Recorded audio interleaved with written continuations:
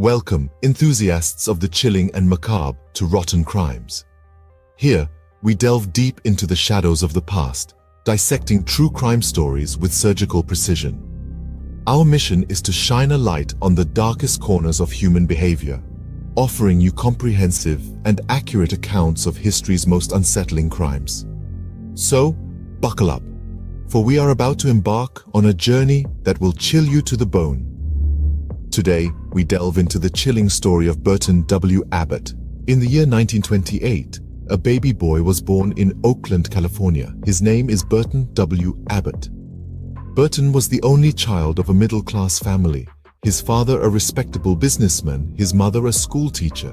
Growing up in the heart of the Great Depression, Burton faced the hardships of the era, but his parents did their best to provide a stable and nurturing environment.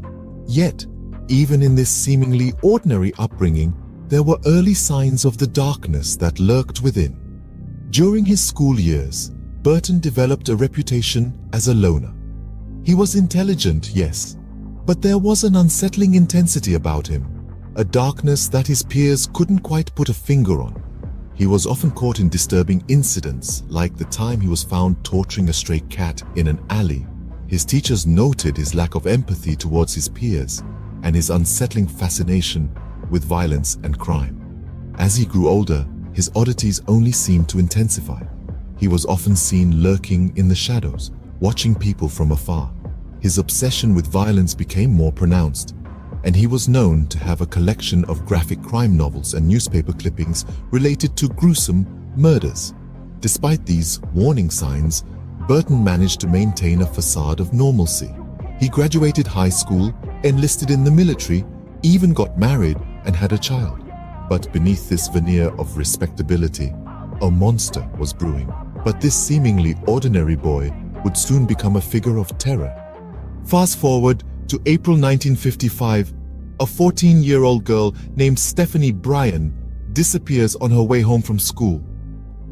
A day like any other, filled with the innocence of adolescence, suddenly turned into a nightmare that would shake the small town of Berkeley, California, to its core. Stephanie, a student at Willard Junior High School, was last seen boarding the bus home after school. As per her routine, she was expected to make a short walk from the bus stop to her house. But that day, she never made it home. The Bryan family, fraught with worry, reported her disappearance to the police. The local law enforcement swung into action, combing the area for any trace of the missing girl. The search was extensive, involving local volunteers, police, and even the National Guard. But days turned into weeks, and Stephanie remained missing. As the investigations proceeded, the police started to uncover a chilling string of clues.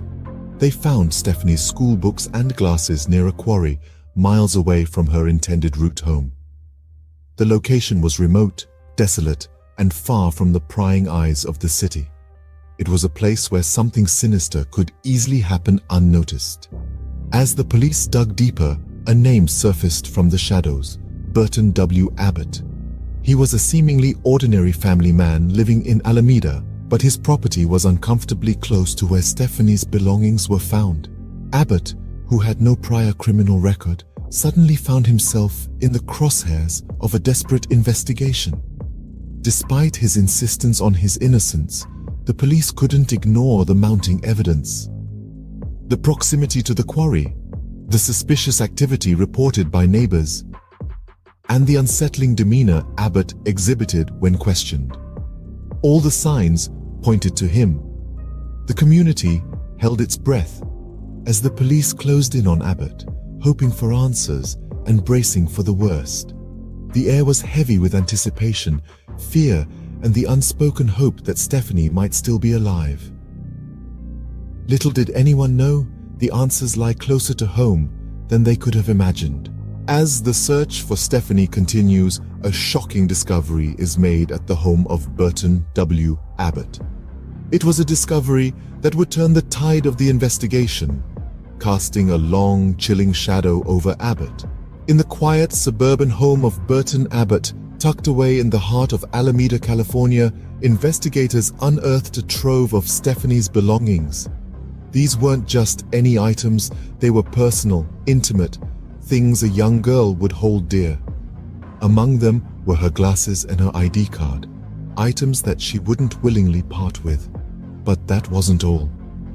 In the basement of the same house, a place that should have been a sanctuary, more of Stephanie's belongings were found. It was as if the very walls were speaking, revealing their secrets bit by bit. The grim evidence painted an alarming picture, one that pointed directly towards Abbott. The discovery was a breakthrough. The puzzle pieces started to fall into place, and the image they formed was far from comforting. The police, now armed with the damning evidence, arrested Abbott. The man who was once just a name in the investigation was now a prime suspect. But the story doesn't end there. As the investigation continued, a horrifying discovery was made. In a remote woodland area not far from Abbott's home, Stephanie's lifeless body was found. The joyous search for a missing girl had turned into a hunt for a murderer. This revelation shook the community to its core. The teenager who had been full of life was no more, and the man who was supposed to be a pillar of the community was now a suspect in her death. The evidence was piling up, the case against Abbott was strengthening, and the once peaceful Alameda was now the backdrop of a gruesome crime. The evidence was mounting, and Burton W. Abbott was in the eye of the storm. The scene was set for what would become one of the most talked about trials in California's history. As the gavel was poised to fall, the fate of Burton W. Abbott hung in the balance. In the courtroom, Burton W. Abbott stood, a figure of public hatred. His trial was a spectacle that captured the attention of the nation and the world. The courtroom was filled with anticipation and dread as the proceedings began.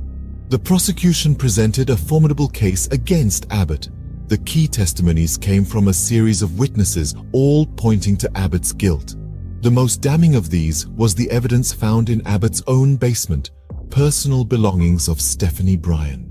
This evidence, coupled with the discovery of Bryan's body near a cabin owned by Abbott, painted a grim picture of the man standing in the dock. Abbott, however, maintained his innocence throughout the trial.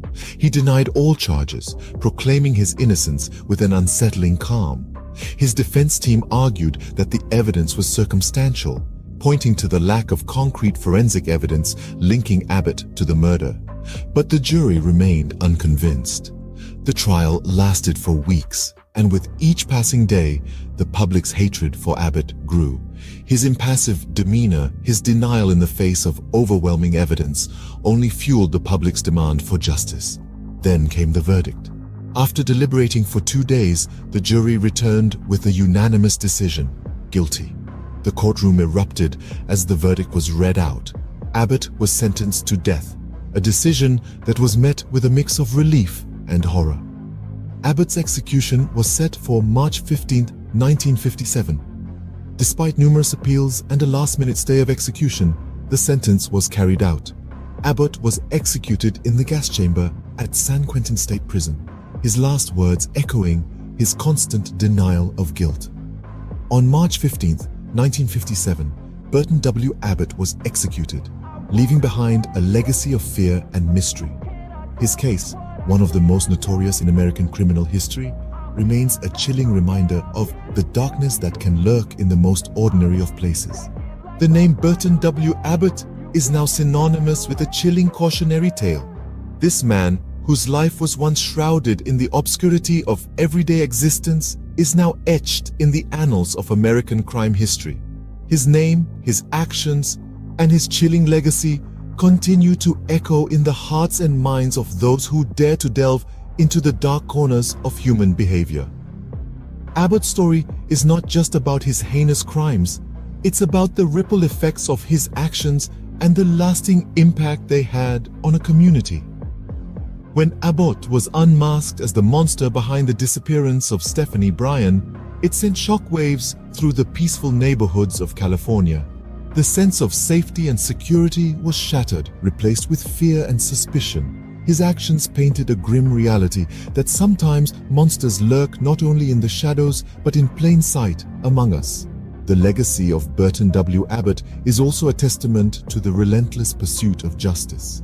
The tireless efforts of law enforcement, their meticulous attention to detail, and their unwavering commitment to seeking justice for Stephanie Bryan led to the unearthing of damning evidence against Abbott.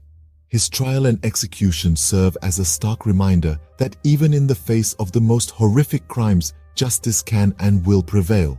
But perhaps the most haunting part of Abbott's legacy is the lasting imprint his actions left on society. His story continues to serve as a chilling reminder of the dark side of human nature.